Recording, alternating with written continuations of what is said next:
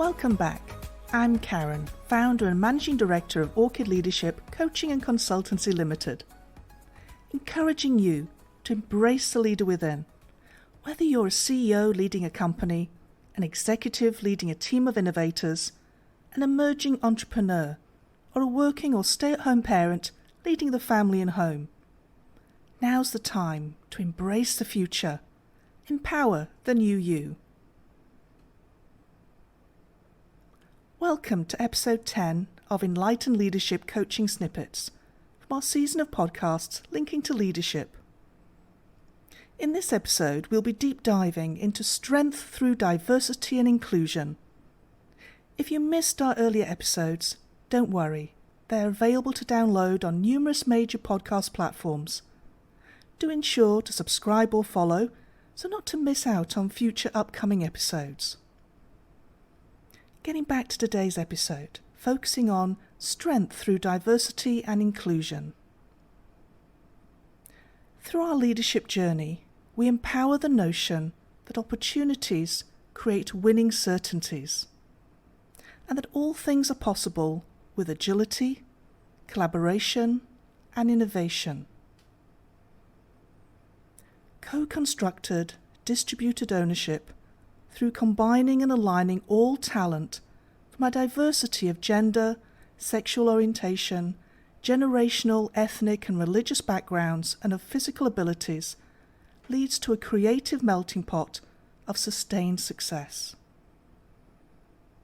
What if our working environments led us to a deeper and more meaningful connection to our colleagues and businesses, where we bring our authentic self to the table and where our uniqueness is appreciated and valued, where our means of expression and unique perspective is included and where we feel equal to others and able to contribute on a level playing field, where we are empowered to voice opinion and contribute to the big picture vision in a safe, non-discriminant environment.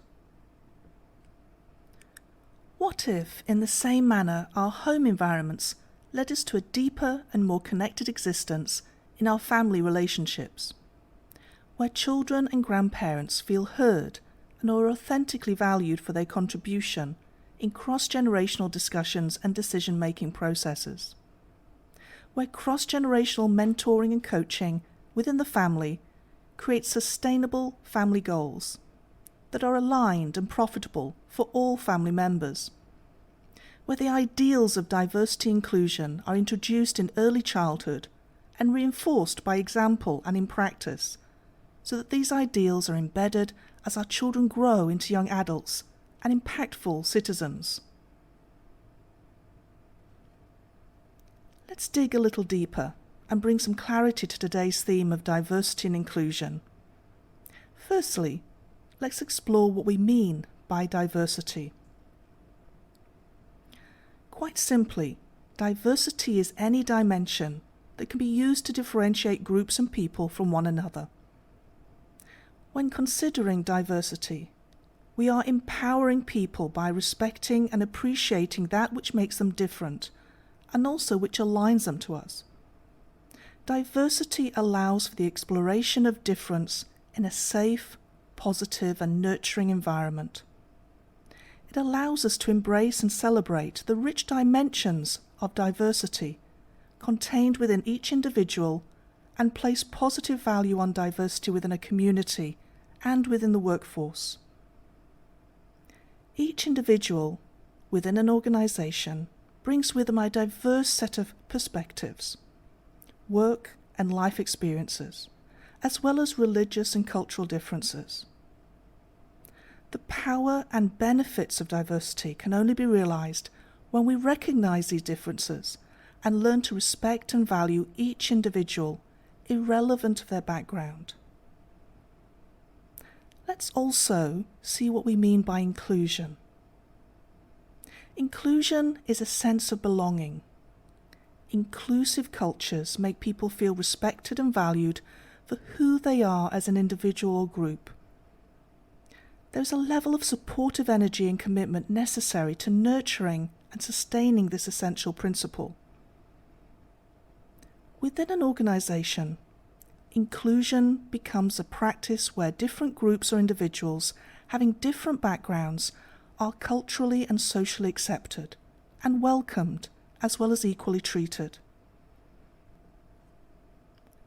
These differences could be self-evident, such as national origin, age, race and ethnicity, religion, belief, gender, physical ability, perhaps marital status and socio-economic status. Or they could be more inherent, such as educational background, training, sector experience, even personality such as introverts and extroverts. Inclusion often means a shift in an organization's mindset and culture that has visible effects, such as participation in meetings, how offices are organized or access to facilities or information. The process of inclusion engages each individual and makes people feel valued as being essential to the success of the organization. Evidence shows that when people feel valued, they function at full capacity and feel part of the organization's mission. This culture shift creates higher performing organizations where motivation and morale soar. You may ask, don't we all do this already in the modern workplace? I treat everyone equally, no one complains. I encourage you to equally ask yourself, at any time in your work life, have you felt unsure about sharing your opinion? Afraid to fully show your authentic self? Perhaps feeling invisible within a culture that you're having to adapt to by stifling your accustomed beliefs and practices to be accepted? Equally, you may have experienced discomfort speaking your own language in common areas in a setting where another language is adopted. Or perhaps discomfort and insecurity if not able to maintain daily prayer routines due to a lack of provision of both time and location to pray on company premises. This can affect motivation, engagement, and ultimately staff retention suffers, as does morale. For an individual to bring their authentic self, a sense of belonging must first be established. Having a connection to an organization or group of people that makes you feel you can be yourself not only results in greater engagement and creativity, it's a psychological necessity. So, we understand the principles of diversity and inclusion. We understand what it means to recognize the need for diversity and inclusion. But what next? How do we step forward to achieve it authentically? First, does our leadership reflect diversity and inclusion to the wider organization? How diverse is your executive leadership team? For an organization to implement and fully embed the principles of diversity and inclusion, leadership must also reflect that which it is creating a vision for. Within your current leadership structure, are men and women equally represented? What about cultural, ethnic, and religious representation? We also need to lead with true empathy and compassion. As leaders, we must bring to mind what it means to be excluded and how that feels, and to therefore then plan inclusive policies, processes, and practices to avoid anyone experiencing exclusion. A top-down approach, however, isn't enough. Every individual should be able to easily see and understand their role in an organization's culture. This means identifying differences in experience and values across the organization so that change can be made relevant for each person, and knowing that lasting change must be activated in different parts of the system, top down, bottom up, and middle out. Maximize joy and connection and minimize fear. Very often we are wired for fear and distrust, especially when what is core to us is challenged. Whilst fear can be a powerful motivator, it also encourages us to narrow our perspective rather than widen it to possibilities. Creating an inclusive perspective towards religious celebrations, customs and festivities can help us to inform and educate, whilst bringing people together in a positive setting. Finding ways to frame challenges through a lens of possibility and elevating the power of shared experiences and storytelling creates greater potential for positive change. Focus on creating moments that continue the momentum of connection and belonging, not only pointing out where there's room for change and improvement, but spotlighting moments of success and celebrating them, highlighting individual and group contribution publicly. Welcoming and valuing every voice is an essential element to the process. We feel safe when we are empowered to voice our ideas, concerns and opinions in a safe environment, without fear of ridicule, embarrassment or victimization. As leaders, we should not only just listen, but also actively embrace diverse viewpoints. A great initiative can be through an integrated communications platform, where everyone can be reached and where everyone can contribute. This not only gives us insight as leaders, but also provides a personalized experience for all that is inclusive and allows all voices to be heard and recognized. Though many organizations avoid this discussion, a transparent discussion on gender pay inequality could also be a positive step in developing clearer policies in inclusion. Also, developing the practice of a multilingual workforce is also a positive step where appropriate. For everyone to feel truly included as leaders, we should consider language barriers and preferences. In a global organization situation, if coming together where different teams exist, in different locations, with different languages, what language should be spoken when introducing? What language would the CEO make his or her speech in? Global companies often offer translation services so that everyone can understand what's being said and also feel included. If the CEO speaks multiple languages, he or she might opt to leverage that in a speech. It is also just as important in smaller companies to simply make sure everyone feels secure and comfortable, communicating in whatever language they find most suitable for them, especially in common areas during company events. Building a multi-generational team as well as advocating diverse thinking also provides benefits to an organization.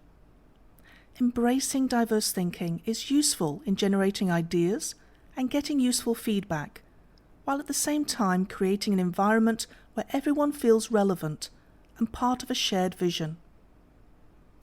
Having a team that recognizes and accommodates multiple generations is essential in building a diverse and inclusive organization.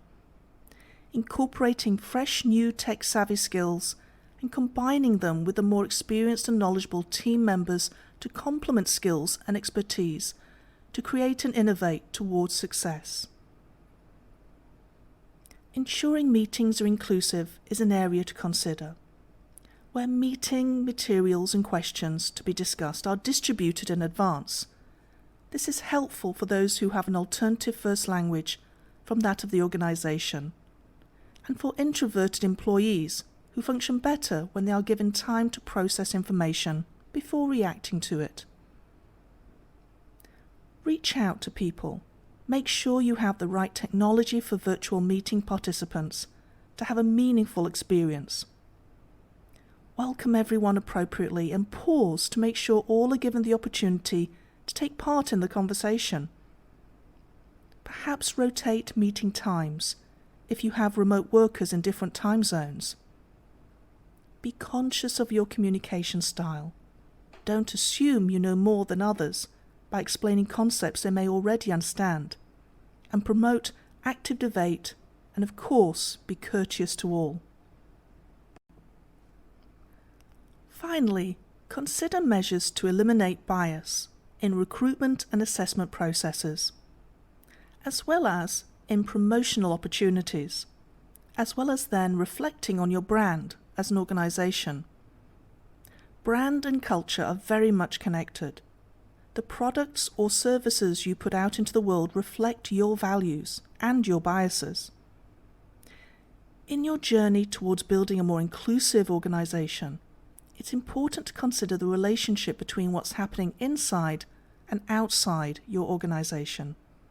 What is your brand saying about who you are as a culture? Something to note: diversity and inclusion isn't just a one-off training. It requires long-term investment and commitment to behavioural change across all stakeholders.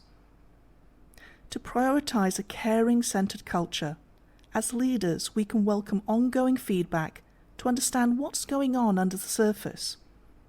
A pulse survey will alert us as leaders to make smarter decisions and to build a more sustainable, diverse and inclusive future.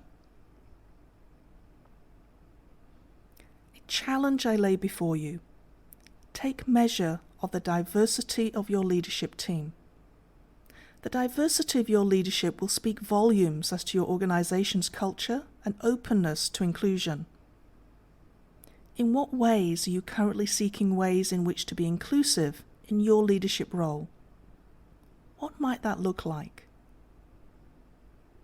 How will you empower those around you, both at work and at home, to be heard, to have a legitimate voice, to feel a sense of belonging, of equality for their contribution? What will your contribution be in terms of diversity and inclusion as you look towards a bright, successful and sustainable future? Feel free to share some of your follow-up actions with me on any of my social media platforms. Alternatively, share a comment with me right here after listening. I look forward to our next podcast session, where we will be beginning a new season of leadership podcasts, 10 sessions focusing on empowerment, mindfulness and wellness within leadership. So make sure you tune in and engage with me after the session about your thoughts and personal takeaways. Until then, please remember, if this podcast episode added value to your day or evening, download it, share it with your colleagues and friends, and of course, ensure to follow or subscribe so that you don't miss out on future episodes. And remember, embrace the future, empower the new you, awaken the leader within, and let's take back control of our aspirations. Thanks for listening.